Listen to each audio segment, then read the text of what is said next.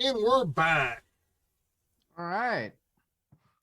That was an interesting clip. I did not know Buzz did communion on the moon. Yes, Buzz took communion on the moon. In fact, there was act he wasn't supposed to tell anyone actually. When he did it on the moon, uh it wasn't supposed to be televised, But it nor was. was it supposed to be recorded. It was supposed to be completely classified by NASA. However, it was caught on a radio transmission. Wow. Yeah. So I don't know if there's any recordings alive today, but there is but you could supposedly hear Buzz Aldrin give the rights to the wine and the bread. And his description of how the wine crawled down the goblet is insane because he's like, it didn't just pour down, it crawled down and it looked like blood was actually going into the goblet. It was pretty, Awesome. yeah. If we also, and of course, this also led. If you look at the comment sections of that video, there's one Lutheran in there that's like, "Well, as long as he was taking it with one other person, the sacrament's valid." And I'm like, "Well, we can agree to disagree. He is an elder of a Presbyterian church of a presbytery. He Yeah. is by all means allowed to. He is by all means allowed to conduct a sacrament such as communion, and it doesn't matter if someone's there with him. He can give it to himself. Like it's preferred that you have more than one person because it's Yep. communion. But because of how Presbyterian theology works, we actually believe that Christ is dining with us whenever we take communion, Cool. Cool. or at least that's one of the beliefs inside of the Presbyterian Church. We're not exactly standard on our belief of communion, only the fact that we deny transubstantiation. Yeah. That y'all. Let's see. Y'all. What do y'all call y'all's? The Lutheran calls theirs consubstantiation. We don't have a name for it. Y'all don't. Yeah, you can find a lot of people that believe in consubstantiation in the Presbyterian Church, but really the idea I hold to, I don't think it has a name. Okay. What's your thoughts on coming out of the pandemic and into the post-COVID era? Are churches going to resume services like normal, stay to the norm of the pandemic restrictions, or have more restrictions? So the last one have more restrictions, I think is very unlikely for any sort of church, even if it is a super uh liberal denomination such as the PCUSA. I don't see them adding on more restrictions because that's just a bit ludicrous. However, you can see churches that tend to be more scripturally sound and more within their doctrine are starting to resume their services like normal, such as my church. My church is starting to become more normal in their services. And churches that are a bit more left leaning, a bit more unscriptural than others, as a way to put it, they're staying with the norm of pandemic restrictions. Now, this isn't a rule. There are, of course, like in some states, they have no choice but to do this if they want to still go to church. Other places, they're like in high areas of infection rate, such as New York City. Yeah, that's where you get into government telling. The church what to do. Yes. Which interesting, if you actually recently during the whole pandemic, it was either James White or it was some other pastor in California that actually sued the state of California for trying to close down his church. Huh. Actually, I think it was James White. No, I think it was no, it actually might have been MacArthur. John MacArthur. Yeah. Yeah, he's a handful. Yeah, no, and he won. He won that court case. Wow. Yeah, in a Californian court. Um, Here's an interesting question I thought of, and I really thought hard on this. In a underground church era, where would the church's income come from for operational expenses? So there's still going to be the tithe. Oh, Like, there's still going to be like the idea of, there's this of giving funds to the church, because the church is a completely or at least it's supposed to be a completely charity-based organization. However, whenever it comes to actually conducting these operations, like they're like charities, churches are going to have to do them illegally. Yes, they are. So Go- a lot of Christian charities are going to quickly become very illegal, which is kind of strange of an idea to think of a charity that is illegal, but but they can exist. yes, they do. Like if you don't file properly if you don't file your organization properly with the federal body, The 501c3 is what it is. yeah, you are still considered a private business. And you have to pay taxes on every bit of income you bring in. Well, not only that, you can also not be classified a private business. Again, that depends on the state you live in. But you are then considered an illegal organization soliciting money. Yes. And that was the next question. Could it be illegal for underground churches to receive tithes since there would not be allowed to be a 501c3 or a nonprofit organization? I mean, that question kind of answers itself. Yes. If the church itself is being persecuted and illegal, then by reason, the operations of the church are illegal. Seeing what we saw during the time of the pandemic, with people being turned in by their neighbors for not wearing masks and gatherings, does the underground church possibly have the same problem from neighbors and the community turning them in for gathering? Absolutely, 100%. Okay. Like, people in the church are going to be turned against their neighbors. I mean, even Christ speaks of this in the Bible, where he says, I have not come to bring peace, but I have come to bring a sword. I shall tear the mother away from the daughter, and I shall tear the father away from the son. Like, Christ is being very explicit in that statement. He's not implying anything. He's not implying anything except what he's explicitly stating, which is, it's not going to be easy being a Christian, because even the people closest to you, such as your mom, your dad, your brothers, your sisters, your sons, your daughters, are going to turn you in for your faith. They're going to persecute you too. Would you trust the people in your community, state, or church in an era time like this? Or I would trust in my church. you would trust? And I would trust in my church community, but I would never trust my state. Never, because the state's the thing that's persecuting me. Why would I want to trust that? Exactly. Good point. My biggest thing though is, even as Christians, if this is happening, we cannot stop trusting in the church community, and we cannot stop trusting in the church. And like, the reason why these organizations are here, established by God.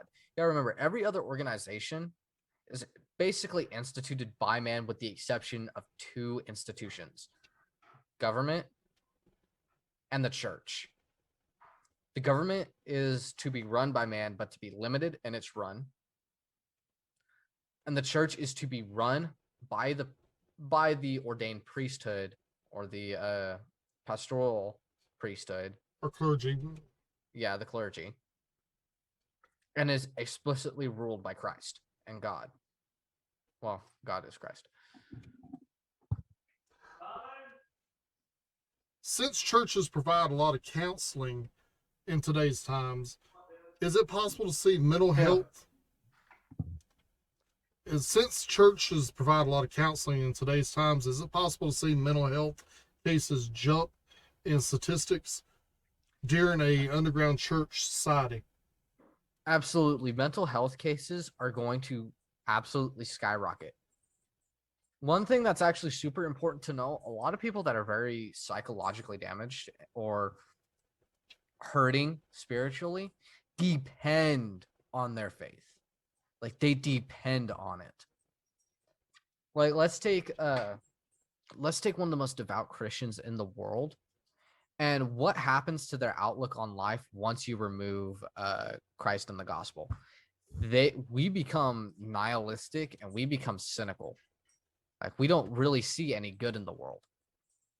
And You're that's right. that can be a hard thing to say, but we as humans, come from the Calvinist perspective, we see man as fallen, utterly depraved beings. Mm-hmm. Like we all fall short of the glory of God. It took God's infinite mercy and his infinite power to save us, to redeem us of this condition that is absolutely horrid.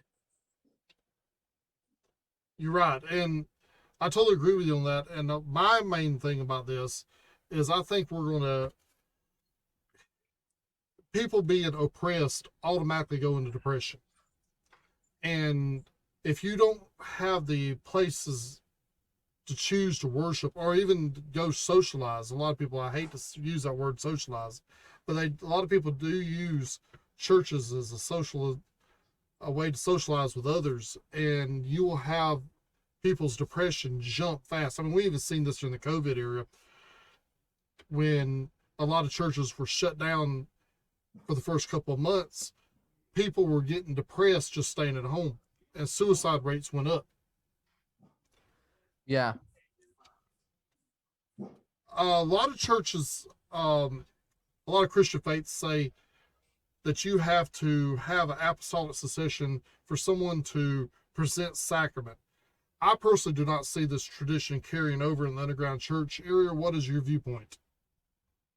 Actually, are you already in the process of making his? Okay, so sorry, can you repeat that? There's a lot of talking going on in Sorry. my background. A lot of church faiths say that you have to have an apostolic succession for someone to present a sacrament, be it communion or baptism. I personally do not see this tradition carrying over in the church era, underground church era. Sorry. What is your viewpoint on this? So absolutely, the apostolic succession does pass in the underground church era. It actually absolutely has to. Apostolic succession is the right of the clergy, is the right of the priesthood. Like all priests, all pastors have apostolic succession Okay. as us Christians care. And I agree with you there. I even think us Protestants even have the secession, Well, even though the Catholics say we don't. Going to define that a bit more, in this apostolic succession, this is going to be something that sticks with the church for a long time. Till Christ comes back, this will not disappear. Okay. Like apostolic succession is going to stay. Now, how we define apostolic succession will be an argument. That will definitely be an argument, but the idea itself is going to be there. Okay. Talking about the different sacraments, a lot of different denominations state marriage is a sacrament. We have already had the federal government and state governments tell us how to handle this sacrament. Do you think it is possible one day that the government will tell us how to handle the other sacraments such as baptism and communion? They already have. They already have. In the 1920s and the 1930s, it was illegal for churches to hold wine for communion. Wow, I totally forgot. Yeah, the prohibition. Baptism, and in baptism during some states tried to regulate baptism even to today. Like I believe California tried to pass something to where they wanted to, I think, age restrict it or something akin to that. They wanted to do something about the idea of baptism. Wow, I totally missed that on studying about the Yeah. So the government itself has already tried to regulate the functions of the church and the sacraments of the church, which is absolutely erroneous.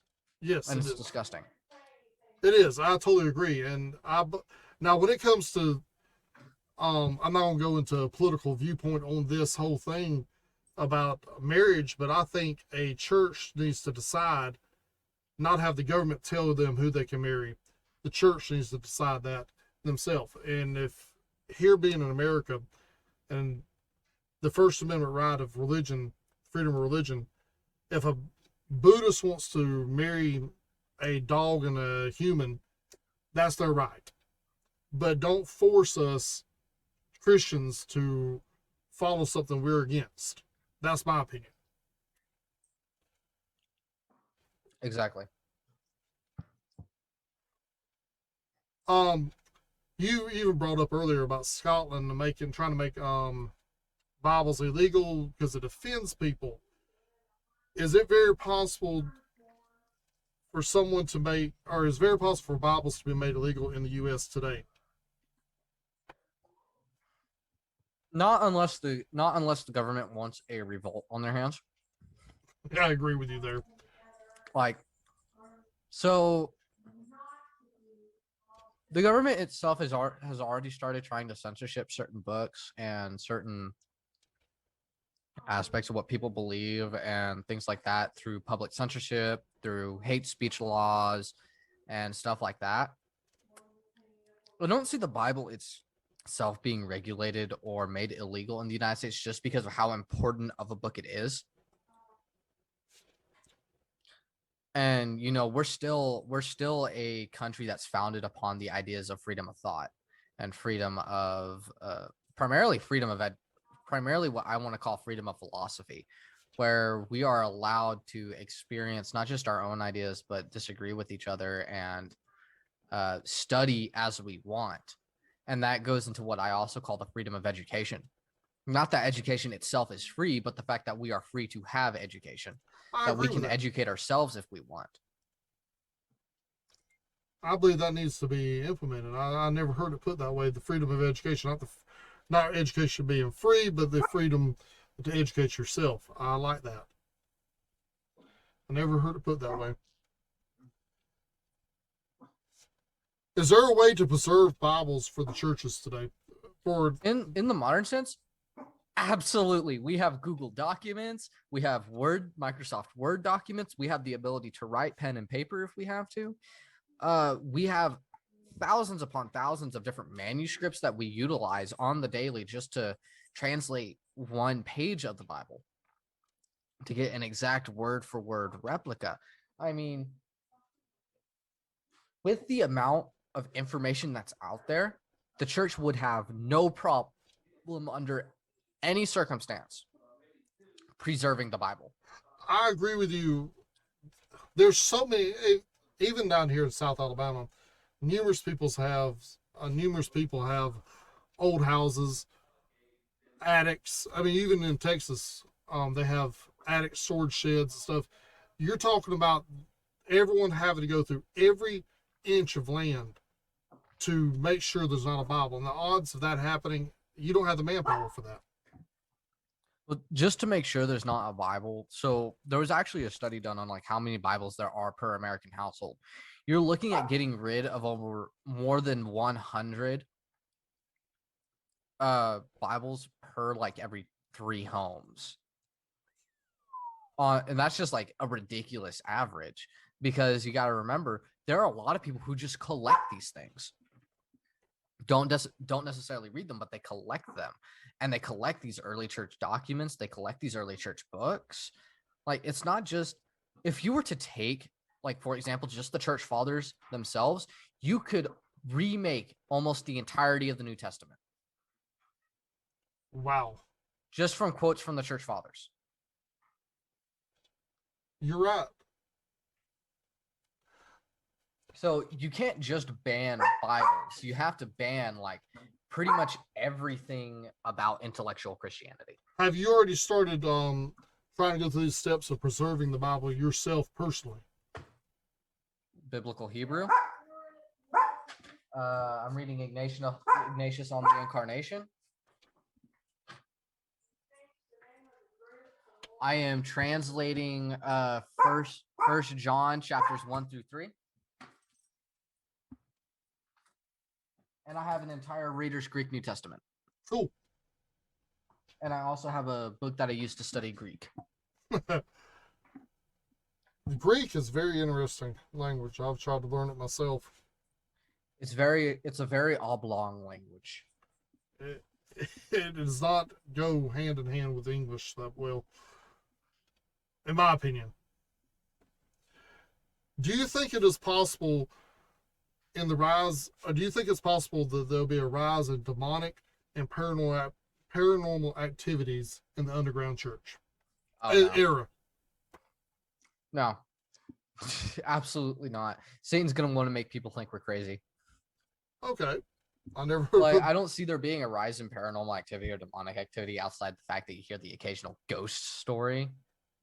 Like, it's not going to be something that happens that happens a lot, because that provides evidence for there being an eternally good being, and people need to, get on board against this eternally evil being. It's just not going to really happen. now where I would see demonic activity increase is you'd see more people without the morality being taught by the church openly. You'll see more wicked ways of man unleashed. That'd be my opinion. Well, particularly from my perspective, I see that as people being people, as man being man. I don't really see that being I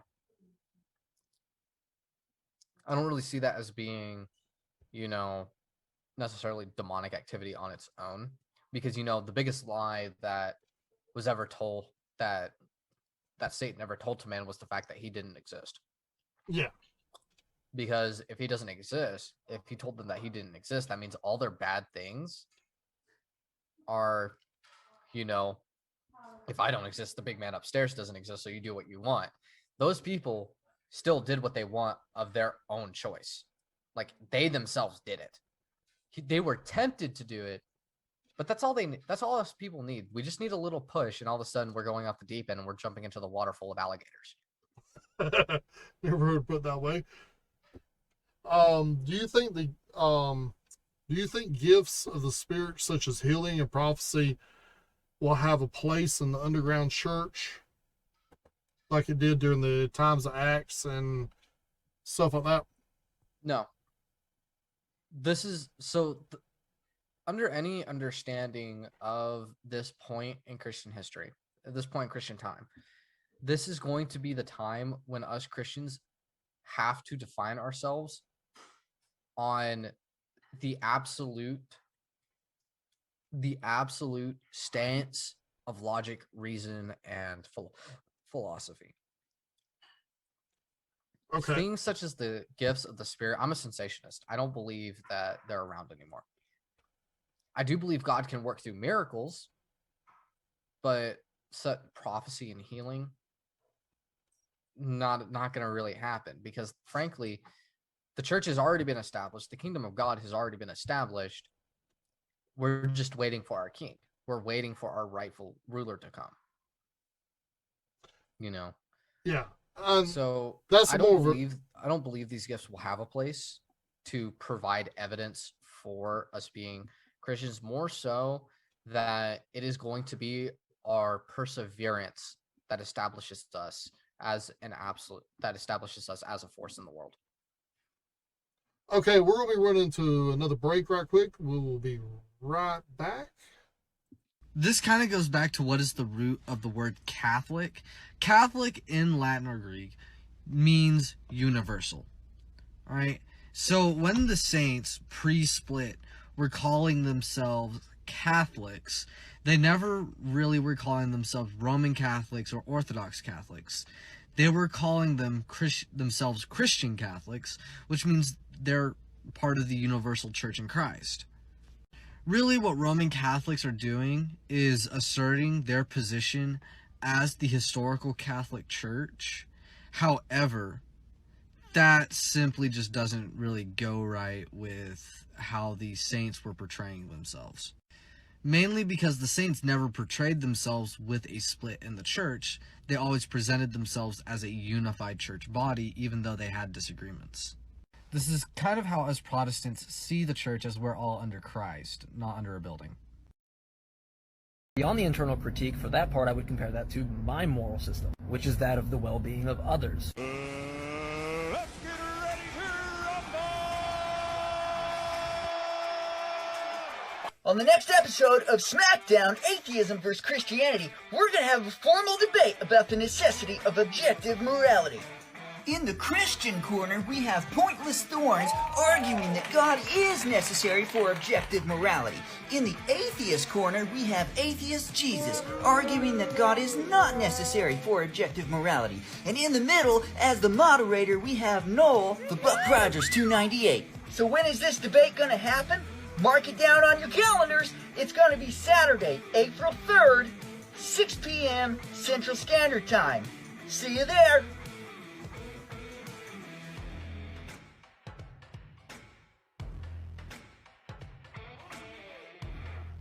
So I want to talk about something, and this is something that's been kind of like weighing in the back of my head for a while. And this goes back to having conversations with not just ultra-conservatives, or ultra-conservatives in Christianity, but with KJV onlyists. At what point does the intellectual discourse stop? I mean, it's not even just a problem with ultra-conservatives. You know, it's less of a problem with them, and it's more on the liberals, or the liberal Christians, the progressive Christian side, that are kind of anti-intellectual at this point.